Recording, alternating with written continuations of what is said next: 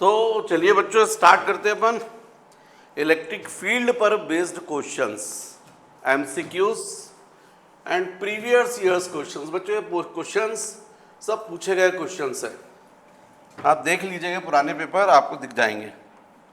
तो चलिए ये क्वेश्चन है आपका, ए charge Q is placed at the centre of the line joining two equal charges capital Q, the system of the three charges will be in equilibrium if small q is equal to, right?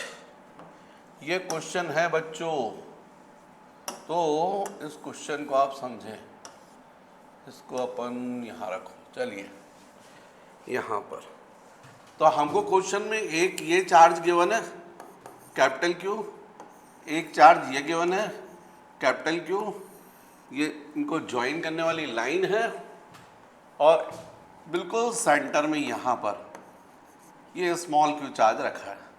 पूरा system हमको equilibrium में चाहिए। मतलब आप ये मान लें कि टेबल है, उस पर आपने एक बॉल ये रखी है, एक बॉल ये रखी है, इस पर भी चार्ज कैपिटल Q, इस पर भी कैपिटल Q, और ये जो थर्ड बॉल है इस पर स्मॉल q चार्ज कितना होना चाहिए ताकि कोई भी बॉल मूव ना करे, ना फर्स्ट ना सेकंड ना थर्ड। ऐसा तभी होगा जब इस पर भी नेट फोर्स जीरो हो, इस पर भी नेट फोर्स जीरो और इस पर भी नेट फोर्स जीरो। तो बच्चों अभी फिलहाल एक को तो मान लीजिएगा, तो ये प्लस है तो ये तय है, इसको क्या करेगी, रिपेल करेगी। ये फर्स्ट बॉल जो है वो सेकंड को नो डाउट रिपेल करेगी, तो फोर्स लगेगा F21 राइट साइड, और इस बॉल पर इतना ही फोर्स लगना चाहिए इसके जस्ट अपोजिट। ऐसा तभी होगा जब ये थर्ड चार्ज जो यहाँ पर रखा है वो कैसा हो, नेगेटिव। तो आप समझ जाइएगा क्वेश्चन इस तरीके से है। इसी क्वेश्चन का जो टॉप व्यू है अपन ऊपर से जब देखें तो जैसा हमको दिखेगा वो डायग्राम यहाँ पर बना हुआ है। मतलब तय हो गया ये चार्ज तो माइनस क्यू होगा। अब फर्स्ट चार्ज इसको क्या करेगा, रिपेल करेगा, फर्स्ट, ये सेकंड और ये थर्ड। तो सेकंड के ऊपर जो फोर्स लग रहा है F21, force on second by first, repulsive force. हम चाहते हैं ये बैलेंस रहे, ये तभी रहेगा जब ये थर्ड चार्ज इसको क्या करे, अट्रैक्ट सेम फोर्स से। तो इसको अपन बोलेंगे F23, force on second by third. और चूंकि क्वेश्चन में बोला गया है सेंटर पर, तो मान लीजिए टोटल डिस्टेंस है x, तो ये डिस्टेंस हो जाएगा x/2 और ये भी डिस्टेंस हो जाएगा x/2। अब for equilibrium of capital Q, F21 is equal to होना चाहिए F23, force on second by first is equal to force on second by third. तो वैल्यू रख दीजिए, force on second by first कितना होगा, 9 into 10⁻9 into capital Q upon x square, और F23 कितना होगा, force on second by third, 9 into 10⁹ into capital Q into small q upon distance square x/2 square. Minus sign तो अपने theoretical, जो तो अपने थ्योरी कॉन्सेप्ट है उसके बेसिस पर आ गया। अब यहाँ पर देखो आप, ये कैंसिल हो गया, एक कैपिटल Q ये भी कैंसिल हो गया। तो बच्चों आपके पास में बचा capital Q upon x square, और राइट हैंड साइड पर बचा small q upon x square by 4, और ये 4 कहाँ जाएगा, न्यूमरेटर में। एक्स स्क्वायर क्या हो गया, कैंसिल। इसका मतलब है capital Q by 4 is equal to of small q। तो ये मैग्नीट्यूड होगा और साइन होगा नेगेटिव। इसका मतलब इसका करेक्ट आंसर क्या हुआ, बी ऑप्शन, राइट। यही हमको फाइंड करना था। अच्छा, यदि आप ऐसा करते हैं तो इस पर भी नेट फोर्स जीरो होगा, क्योंकि कैपिटल Q जितने फोर्सेस को अट्रैक्ट करेगा ये कैपिटल क्यू भी सेम फोर्स है, क्योंकि इनके दोनों के magnitude capital Q small Q और डिस्टेंस x/2 है। यहाँ भी ऐसे ही कैपिटल क्यू स्मॉल क्यू और x/2, तो ये प्लस वाला भी इसको अट्रैक्ट करेगा और ये प्लस वाला भी इसको सेम फोर्स अट्रैक्ट करेगा, तो इस पर भी नेट फोर्स कितना रहेगा, 0। तो पूरा सिस्टम क्या हो जाएगा, इक्विलिब्रियम में, राइट। लेकिन ये इक्विलिब्रियम अनस्टेबल रहेगा। थोड़ा सा भी राइट यदि आपने इस चार्ज को इस साइड किया और ये कैपिटल क्यू उसको खींच लेगा, क्योंकि डिस्टेंस शॉर्ट होगा तो खींच लेगा। तो केवल कब इक्विलिब्रियम में रहेगा, जब स्मॉल क्यू की वैल्यू कितनी हो, 1/4। यदि मान लीजिए ये जो है चार्ज कैपिटल क्यू के हो, तो इसका होना चाहिए q/4 और नेगेटिव, और बिल्कुल इस पोजीशन में रखा हो। ये इक्विलिब्रियम अनस्टेबल इक्विलिब्रियम है। हालांकि हमसे क्वेश्चन ने पूछा नहीं है, केवल उन्होंने मैग्नीट्यूड भर बोला है। तो मैग्नीट्यूड तो आपका होना चाहिए -q/4। नेक्स्ट क्वेश्चन बच्चों, electric lines of force about negative point charge. तो आप लोग को थ्योरी में मैंने बताया हुआ है, यदि पॉजिटिव चार्ज रहेगा तो जो इलेक्ट्रिक लाइंस ऑफ फोर्स रहेंगी वो ऐसी रहेंगी, ऐसी। इसको क्या बोलते हैं, रेडियल एंड इनवर्ट्स, क्योंकि परपेंडिकुलर रहती हैं, रेडियस के डायरेक्शन में रहेंगी और इनवर्ट्स रहेंगी।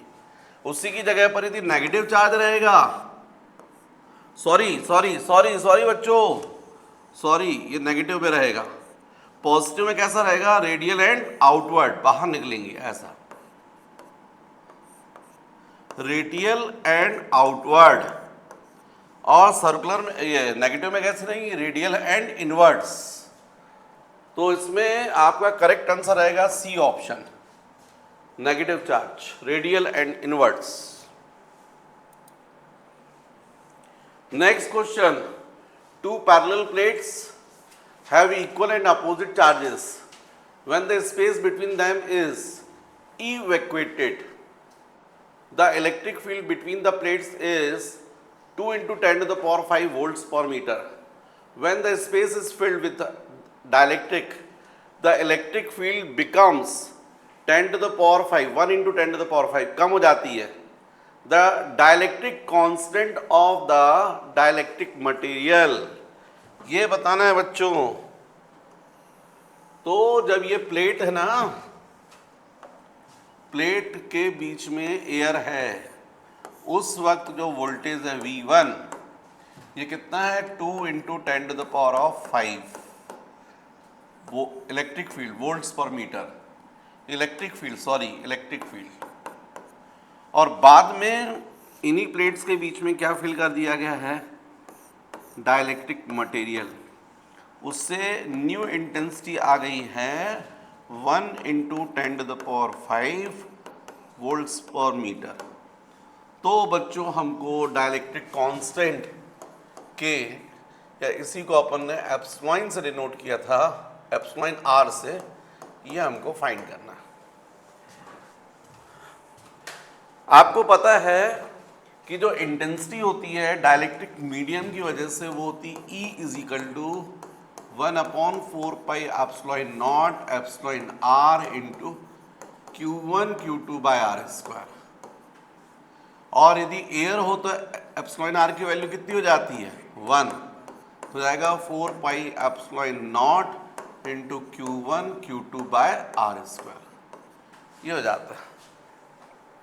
इसका मतलब ये हुआ, ये तब है जब यहाँ पर मीडियम है, और ये तब है जब यहाँ पर एयर है या फिर वैक्यूम है।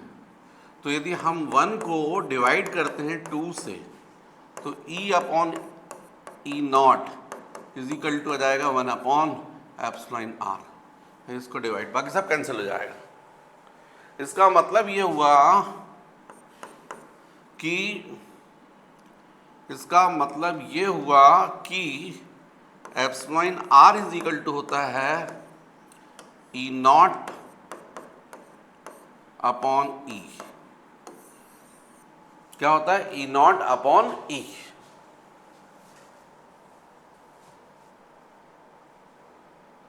तो यहाँ भी क्वेश्चन में ऐसे ही होगा, ये जो था ये क्या था, वैक्यूम था, मतलब ई नॉट, और ये कब था, जब मीडियम था।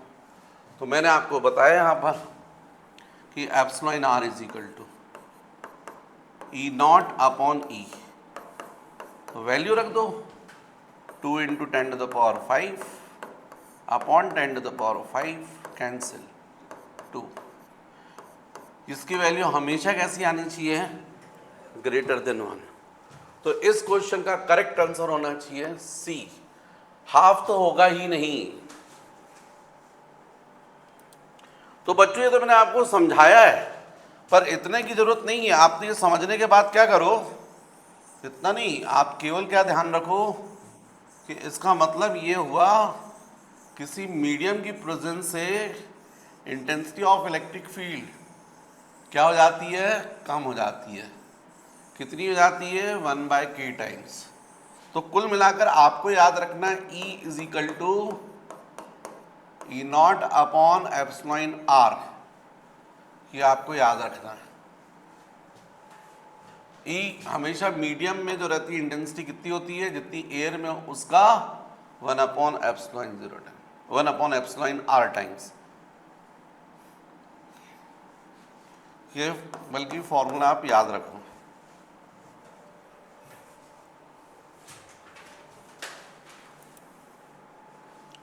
Next, the distance between the two charges 25 microcoulomb and 36 microcoulomb is 11 centimeter. At what point on the line joining the two the intensity will be 0? तो बच्चों इस क्वेश्चन का आंसर सॉल्यूशन, ये एक चार्ज हो गया, टू चार्जेस 25 माइक्रोकूलम गिवन है और दूसरा चार्ज ये गिवन है, कितना 36 माइक्रोकूलम, और हमको बोला है कि दोनों के बीच का सेपरेशन 11 सेंटीमीटर, मतलब 0.11 सेंटीमीटर है। अब इनको ज्वाइन करने वाली लाइन जो है, इसके किस पॉइंट पर इंटेंसिटी 0 होगी, तो जिस पॉइंट पर भी 0 होगी वो बीच में यहीं कहीं होगा, क्योंकि आप जब यहाँ पर रखोगे तो फर्स्ट पॉजिटिव चार्ज भी उसको क्या करेगा, रिपेल करेगा, और सेकंड जो है वो भी पॉजिटिव, तो वो भी रिपेल करेगा। तो जिस पॉइंट पर इंटेंसिटी 0 होगी, मान लीजिए फर्स्ट से x डिस्टेंस पर है, फर्स्ट से x डिस्टेंस पर, तो सेकंड से कितना हो गया 0.11 माइनस एक्स। अब वहाँ पर आप जब यूनिट पॉजिटिव चार्ज रखोगे तो फर्स्ट के कारण यदि इंटेंसिटी E1 है, सेकंड के कारण इंटेंसिटी E2 है, तो डेफिनेटली 0 का मतलब है कि दोनों इंटेंसिटी इक्वल होंगी, जस्ट एक दूसरे के अपोजिट। तो इसका मतलब है ये पॉइंट मान लीजिए P है, तो हम लोग बोलेंगे at P E1 is equal to E2। अब E1 कितना होगा, 9 इंटू 10⁹ इंटू Q1/r²। Q1 मतलब 25 माइक्रोकूलम और डिस्टेंस मतलब x है, x²। और सेकंड की वजह से 9 into 10⁹ into 36 micro divided by distance square 0.11 minus x²। भाई किसी पॉइंट चार्ज की वजह से किसी पॉइंट पर इंटेंसिटी कितनी होती है, क्या फॉर्मूला था, 1/4πε0 इंटू Q/r²। बस सॉल्व कर लीजिए, ये कैंसिल हो गया, माइक्रो कैंसिल हो गया। अब जो बचा है उसको आप ऐसा लिख लीजिए, 25 का मतलब 5² अपॉन x², 36 का मतलब 6² upon 0.11 minus x²। Square root ले लीजिए, 5/x 6 upon 0.11 minus x, cross multiply कर दीजिए, 0.55 minus 5x is equal to of 6x, तो 0.55 is equal to of 11x हो गया। इसका मतलब 0.55 upon 11 is equal to of x। इसका मतलब है 5 into 10⁻⁻2 is equal to x।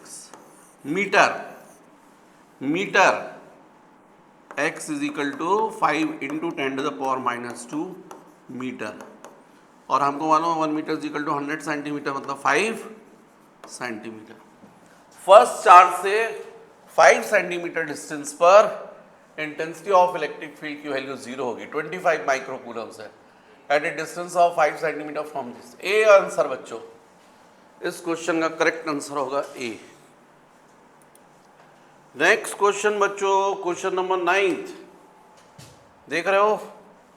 The intensity of electric field required to balance a proton of mass 1.7 into 10 to the power minus 27 kg and charge this is nearly, balance करना है भाई। आप proton को यदि मान लीजिए ऐसा छोड़ते हैं, गिर जाएगा अपने वेट की वजह से। बैलेंस करना चाहते हैं तो इतना ही फोर्स लगा दीजिए अपवर्ड, बैलेंस हो जाएगा। पर प्रोटॉन है और आप प्रोटॉन पर पॉजिटिव चार्ज होता है और आप जो फोर्स लगाना चाहते हैं वो इलेक्ट्रिक फील्ड की हेल्प से। हमेशा पॉजिटिव चार्ज पर फोर्स किस डायरेक्शन में लगता है? Along the direction of electric field. और आप चाहते हैं फोर्स अपवर्ड। ये तभी पॉसिबल होगा जब इलेक्ट्रिक फील्ड किस तरफ होगी? अपवर्ड।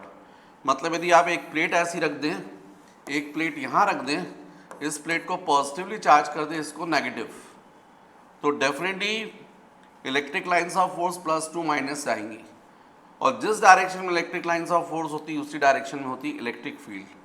तो इलेक्ट्रिक फील्ड जो होगी वो अपवर्ड होगी।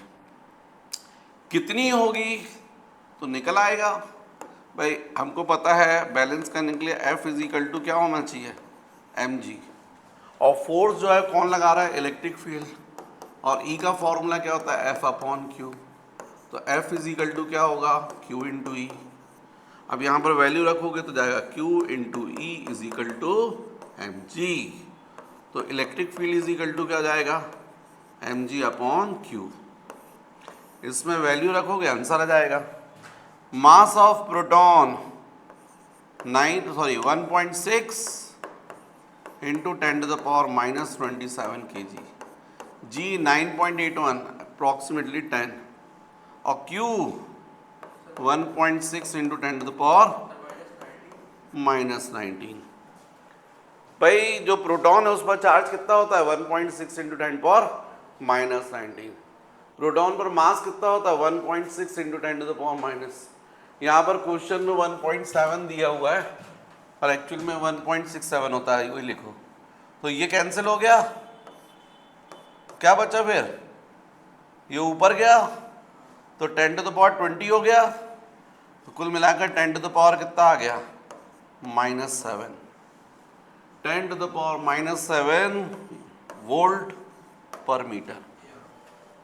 तो इसका मतलब इस क्वेश्चन का करेक्ट आंसर क्या होगा? ए।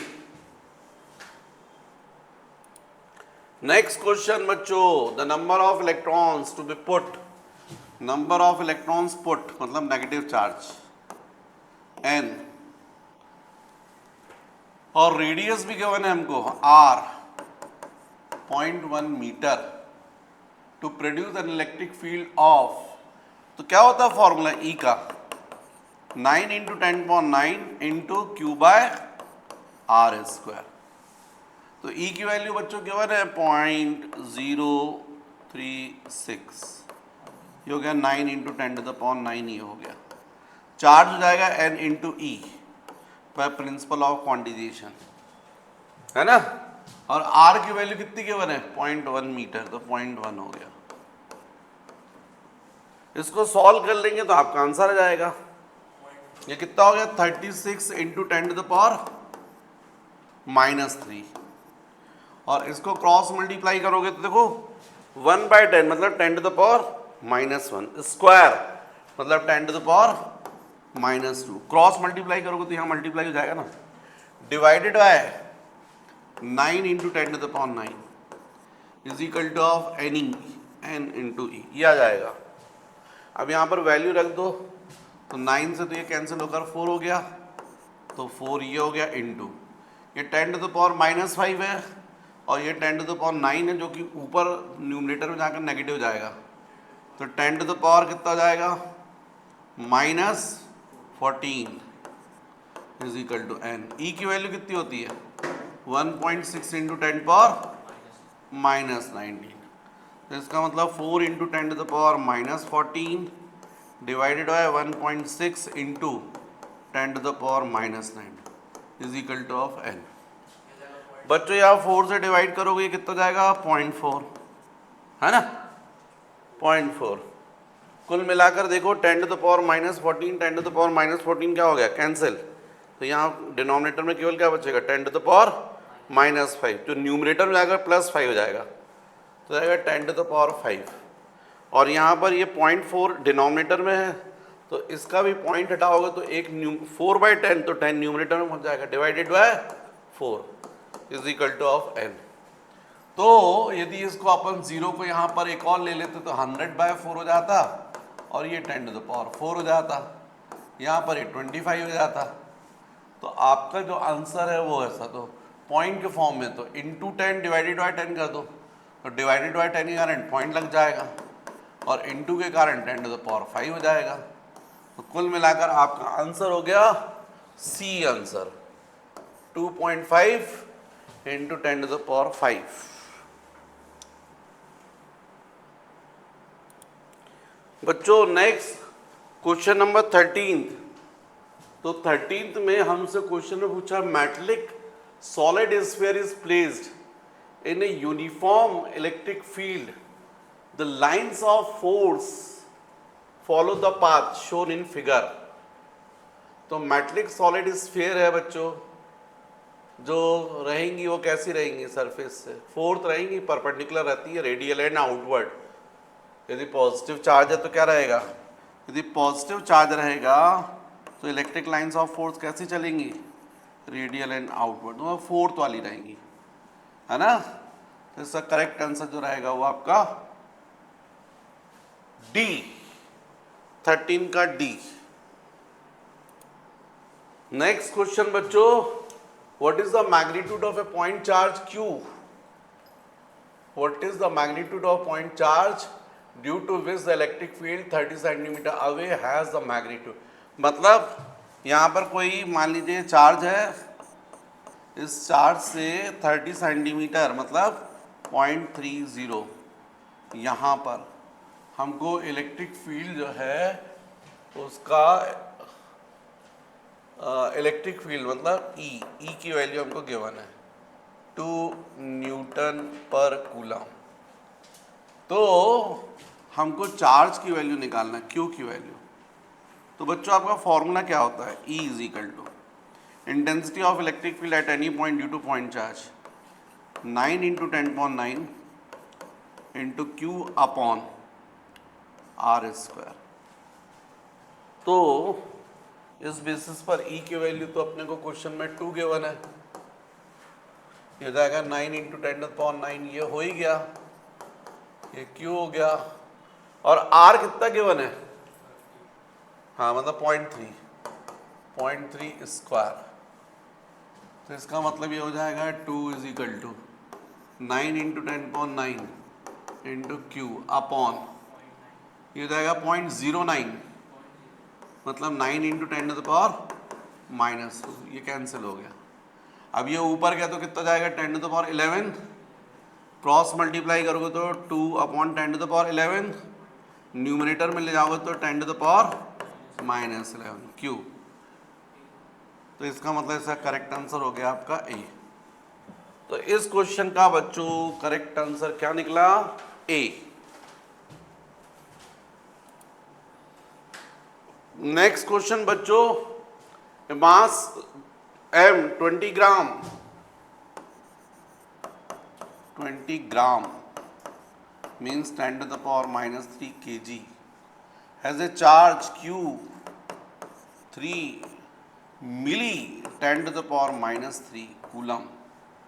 It moves with a velocity of 20 meter per second and enters a region of electric field of 80 Newton per coulomb in the same direction as the velocity of the mass. The velocity of the mass after 3 seconds. ये बताना है बच्चों। तो एकदम simple सी बात है कि जो चार्ज पार्टिकल था वो मूव कर रहा था, और जैसे ही कोई इलेक्ट्रिक फील्ड है उसमें इंटर कर रहा है सेम डायरेक्शन में, जैसे ही वो इंटर करेगा उसके ऊपर क्या लगने लगेगा, इलेक्ट्रिक फोर्स। और इलेक्ट्रिक फोर्स की वजह से क्या डेवलप हो जाएगा, एक्सेलरेशन। तो भले ही उसकी चार्ज पार्टिकल जो था जब एंटर कर रहा था तो इनिशियल वेलोसिटी u हमको कितना गिवन है, 20 मीटर पर सेकेंड, लेकिन एंटर करने के बाद 3 सेकेंड आफ्टर वेलोसिटी कितनी होगी, तो हम v is equal to U plus AT ये फॉर्मूला यूज करेंगे, क्योंकि फोर्स जो है वो मोशन की डायरेक्शन में लग रहा है तो लीनियर मोशन होगा। v हमको फाइंड करना है, u हमको 20 गिवन है, एक्सेलरेशन होता है फोर्स अपॉन मास और टाइम हो गया 3 सेकेंड। और हम लोग जानते हैं यहाँ पर जो फोर्स लग रहा है वो इलेक्ट्रिक फोर्स लग रहा है, तो Q इंटू ई हो जाएगा अपॉन M इंटू, क्योंकि E इज इक्वल टू क्या होता है, F अपॉन Q, तो F is equal to Q into e, तो इसलिए velocity V is equal to 20 plus Q की वैल्यू हमको गिवन है 3 into 10 to the power minus 3, electric field की वैल्यू गिवन है 80 और मास की वैल्यू गिवन है 20 into 10 to the power minus 3 into of 3। ये सिचुएशन आई है, 10 to the power minus 3 10 to the power minus 3 cancel, 24 जा कितना हो गया 80, तो 4 इंटू 3 कितना हो गया 12, 12 इंटू 3 कितना हो गया 36, 36 प्लस 20 कितना हो गया 56 मीटर पर सेकेंड। आंसर बी आंसर बच्चों।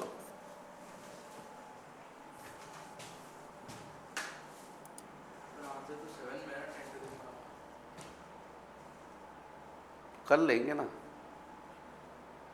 कर लेंगे बाद में। लो कितना 1.02 into 10 to the power of 7 newton per coulomb.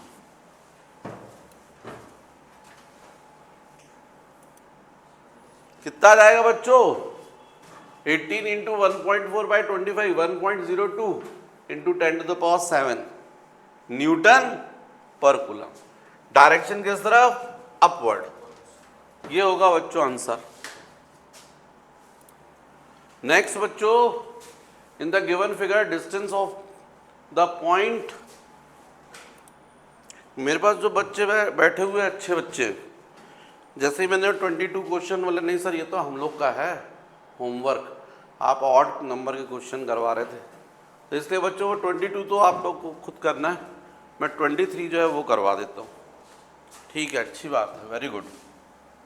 ठीक है, ये क्वेश्चन है बच्चों। तो क्वेश्चन है, two small spherical balls each carrying a charge of capital Q is equal to 10 microcoulomb are suspended by two insulating threads of equal length 1 meter each from a point fixed in the ceiling. It is found that in equilibrium threads are separated by an angle of 60 degree between them as shown in figure. What is the tension in the thread? एकदम simple question है बच्चों। अब आप बोलोगे sir आपको तो हर question simple लग रहा है, अरे है ना यार सिंपल। देखो ये हो गया, ये देखो ऐसा हो गया, ये ऐसा, ठीक है।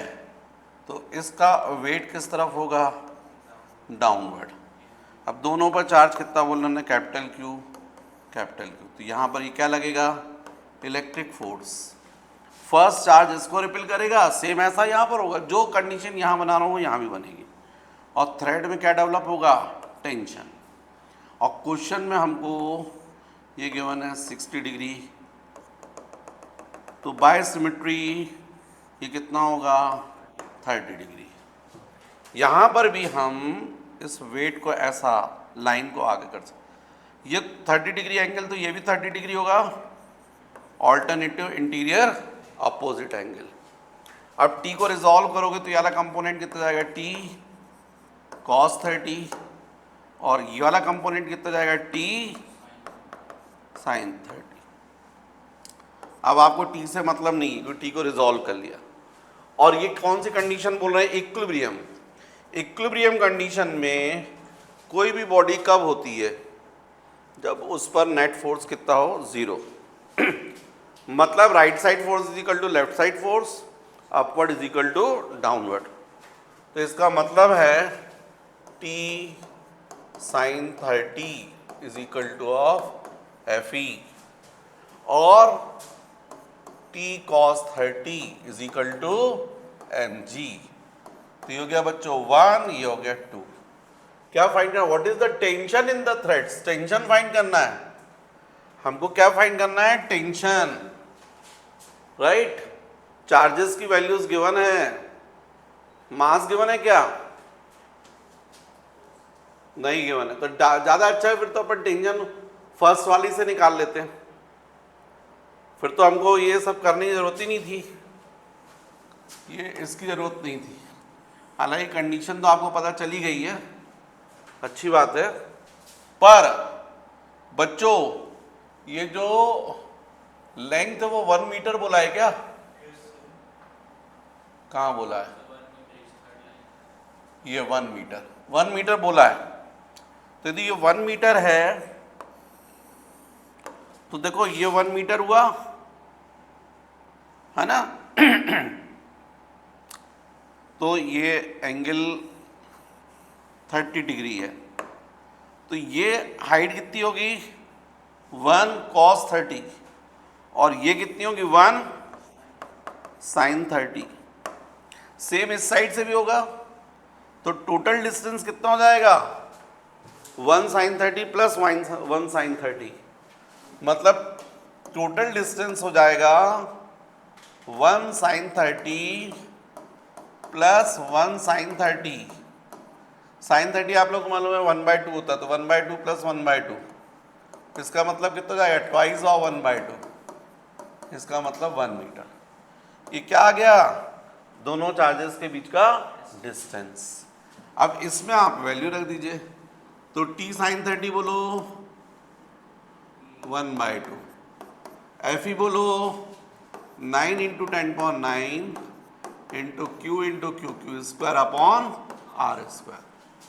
वैल्यू रख दो बच्चों, T इज इक्वल टू 2 को क्रॉस मल्टीप्लाई करो 18 इंटू 10⁹ है ना। और Q की वैल्यू कितनी गिवन है? 10 माइक्रो, तो 10 माइक्रो स्क्वायर। और डिस्टेंस कितना निकाला अपन ने? 1 मीटर, तो 1 स्क्वायर। तो इसका मतलब है T is equal to 18 10⁹ into ये कितना हो गया? 10 माइक्रो, माइक्रो मतलब 10⁻⁻6 इंटू 10⁻⁻5 स्क्वायर करोगे तो 10⁻⁻10। तो T इज इक्वल टू 1.8 न्यू, क्योंकि ये देखो इन दोनों को करोगे 10⁻⁻1 हो जाएगा, तो टेंशन की वैल्यू कितनी आ गई? 1.8 न्यूटन। इसका मतलब इसका करेक्ट आंसर क्या होगा? B, right.